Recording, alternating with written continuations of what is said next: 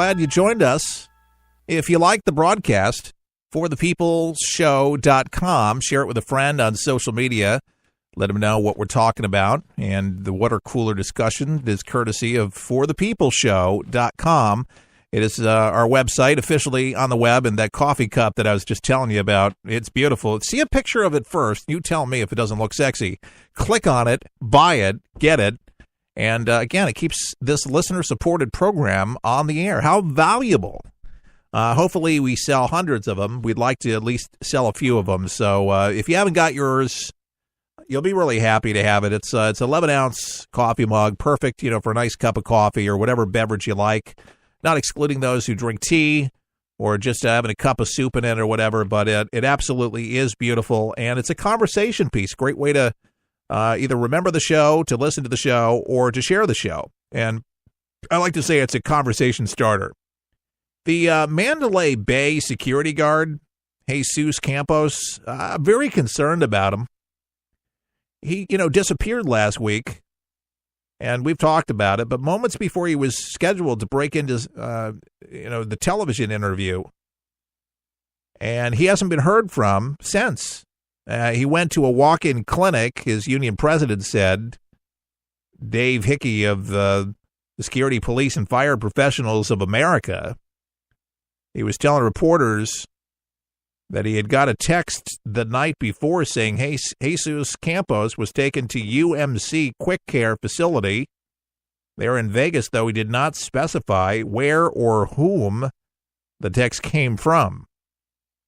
A spokesperson for the UMC Quick Care, which has about 8 locations throughout Las Vegas, told Fox News yesterday that they had heard nothing about Campos visiting them.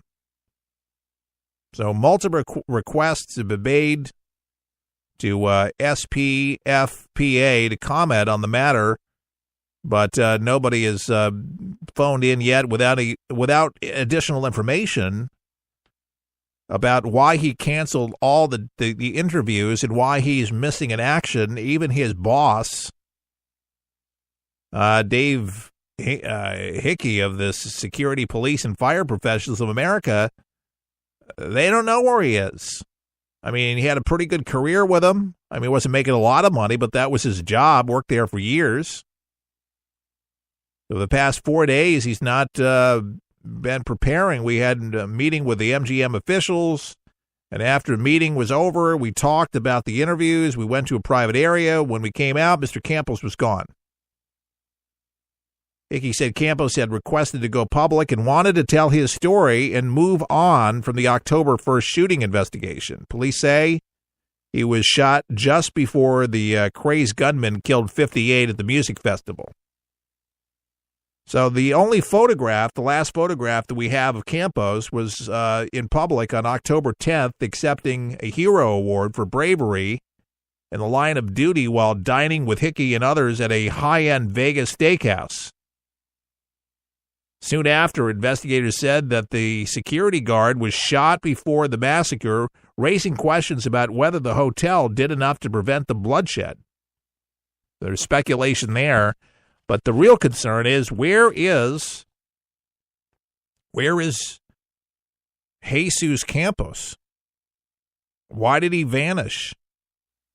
They're saying that he visited an urgent care clinic, but that's the union leader. Didn't say where the text came from, whether it was from Campos or from somebody else. And the urgent care center says they have no record that he was there. So between the timeline of what that was with him there taking the shots, the barrage of bullets, 200 of them, as a matter of fact, came out. No wonder he's not dead. He lived through it, did get shot. But now the guy's gone. Creepy. I mean, maybe the guy got media shock or shell shock, didn't want to go out anymore. Maybe he talked to some family members. I mean, they've checked his house. They've checked his neighbors. Nobody knows where he is. I mean, I hope nothing happened to him. I hope somebody, that's when it gets interesting for conspiracy nuts, where maybe he knew something else.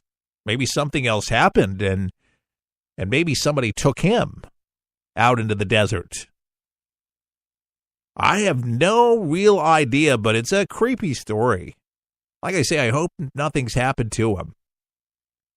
I mean, you think he's already gone through enough, but that's where, conspiratorial radio really shines at this point, because you could kind of think, gosh, maybe. I'm not one to rush into the conspiracy thing. I've known too many people that have made money in the industry from it.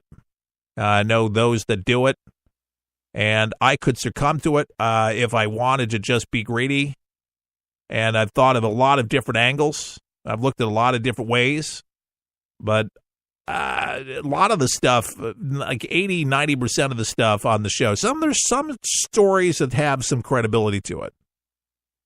There's some thoughts to it. We're like, well, I don't know. Nobody really knows, especially where the investigation shows they don't know a whole lot about how it happened. But there's those that they get off on it. They like it. It's just, that's not the premise for our broadcast. I like to go on more fact-based stuff, but this does have a funny smell to it. I'll just say that at this point. Hopefully he's just taking a breather somewhere, and maybe he's taking a little vacation, wanted to go off the radar, but he's literally off the radar. Unless there's something that they know about, his boss and everybody, and they've just told him, just say you don't know where I'm at, and I'm on a vacation somewhere, out of the country. I just needed to get out of Dodge. And I would think after an incident like that, I probably would want to take somewhat of a vacation to just kind of take things in a little bit and be thankful that I was still around after that. Because, man, 200 bullets, man. And he did get shot. He could have been dead, and he could have been number 59. He could have been, dead. But where is he? That's a good question. People are asking. There's a lot of questions still to be asked. There's still an investigation. He's being billed as a hero. That he radioed in, up there, and then there was the maintenance worker. But this guy was the guard. He was a guard. He was armed guard, Jesus Campos. And, of course, with the name Jesus, I'm really concerned. And I say that tongue-in-cheek, but he has the same name as my Savior, Jesus Christ. Where is he? Where's Jesus? Where is this guy? Only the Lord knows, but hopefully we find out real soon. North Korea saying some very interesting things today. They've been saying it, but they're saying nuclear war may break out at any moment. And who says that? North Korea's deputy UN ambassador says it may break out any moment, and he warned yesterday that the situation on the Korean peninsula has reached the touch-and-go point. Kim Rong told the UN General Assembly committee that North Korea is the only country in the world that has been subject to such an extreme and direct nuclear threat from the United States since the 1970s, and said that the country has the right to possess nuclear weapons in self-defense, according to the Associated Press. He pointed to large-scale military exercises every year using nuclear assets and said that it's more dangerous is what he called the U.S. plan to stage a secret operation at the removal of our supreme leadership. This year, Kim said North Korea completed its state nuclear force and thus became the full-fledged nuclear power which possesses the delivery means of various ranges, including the atomic bomb, H-bomb, and intercontinental ballistic rockets. The entire U.S. mainland is within our firing range, and the U.S. dares to invade our sacred territory even an inch, it will not escape our severe punishment in any part of the globe, he warned. Kim's speech follows elevating threats between North Korea and the United States and increasingly tough UN sanctions. Even Putin weighing in on it, said yesterday that his country is curtailing economic, scientific, and other ties with North Korea in line with the UN sanctions. The European Union announced new sanctions on Pyongyang for developing nuclear weapons and ballistic missiles. U.S. Secretary of State Rex Tillerson said Sunday that diplomatic efforts aimed at resolving North Korea crisis will continue until the first bomb drops. His comment, a lot of folks believe, means that we are heading to war sooner rather than later. Something is cooking. Something is in the air, folks. We've been talking about it for so long. They're feeling threatened. The whole peninsula is feeling threatened. It would be interesting if North Korea actually was doing nothing wrong, but there are people that do not deserve to have nukes, who have proved themselves to be unstable and reckless and ruthless, and they are a ruthless dictatorship. Ruthless to their people in every way, and do not deem to be safe for world governing parties to possess the capabilities because of the threats that they have given and what they have shown by recklessly firing off these ICBMs and missiles and threatening that they're going to blow us up, take us off the planet. What is a country to do? We're going to do everything we can to preserve our way of life, that's for sure. You think the people in the North are having such a great way of life over there? Not a chance. Somebody told me the other day, wow, Pyongyang, look how advanced they look. Look how magnificent those buildings are in the downtown. It's not all that impressive, believe me. Yeah, they have some buildings. A lot of the floors are not even finished. There's no activity in most of the buildings. The only time there's a real bustling downtown is when they call the people to dress up and come in for the cameras, and that's it. There's nothing spectacular going on for the North Korean people.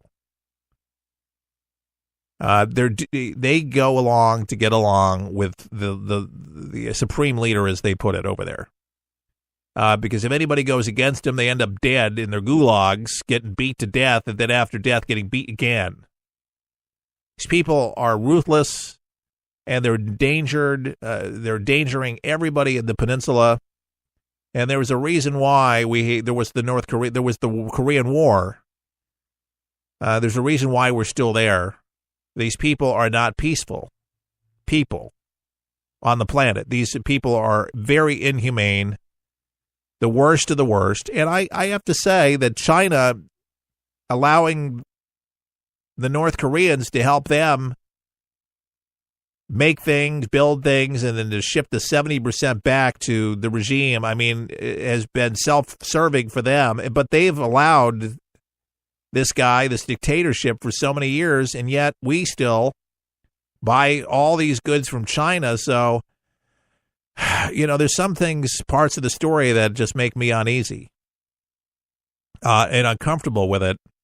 And buying things made in China, knowing that there's the blood on their hands from the sweat labor shops, from kids that work their hands to the bones there in China, and they treat their people inhumanely too. There's slavery going on over there. They don't act any better sometimes. But life there in China is definitely much better than being in the North. That's why so many people have escaped and have gone over to China and have found a better life for themselves. They're not as bad. But they've looked the other way, and they've allowed it to happen because economically it has benefited them. And economically, it has benefited us to buy the cheap goods. We sell stuff to them, they sell stuff to us. And it's good for business because people can profit from the items made in China. It's interesting.